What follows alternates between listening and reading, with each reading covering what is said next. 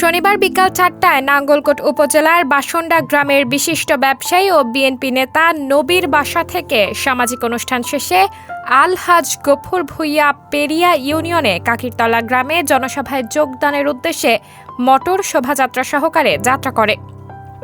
পরে বাঙ্গড্ডা বাজার নামক স্থানে পূর্বে থেকেই ওত পেতে থাকা সন্ত্রাসীরা স্বেচ্ছাসেবক নেতা সেলিম সহ অন্যদের উপর হামলা করে। এতে সেলিম গুরুতর আহত হয় এবং নাঙ্গলকোট সরকারি হাসপাতালে নিয়ে গেলে দায়িত্বরত চিকিৎসক তাকে মৃত বলে ঘোষণা করেন।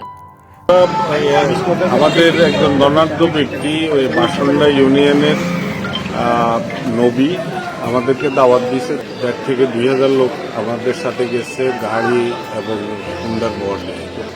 দাওয়াত খাইয়া কাকিরতলা আমাদের একটা নির্ধারিত প্রোগ্রামে যাব।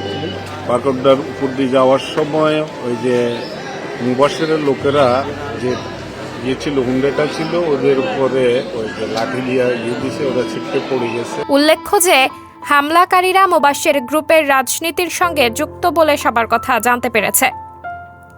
কুমিল্লার নাঙ্গলকোটে বর্তমানে ৩টি বিএনপির গ্রুপিং আছে বলে জানা যায়। এর মধ্যে মোবাশ্বের আলম ভূঁইয়া গ্রুপের সন্ত্রাসী দ্বারা এই হত্যাকাণ্ড হয়েছে বলে অভিযোগ উঠেছে।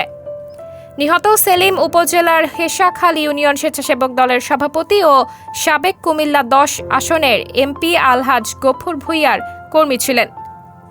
সাবরিনা জলিল, সবার কথা।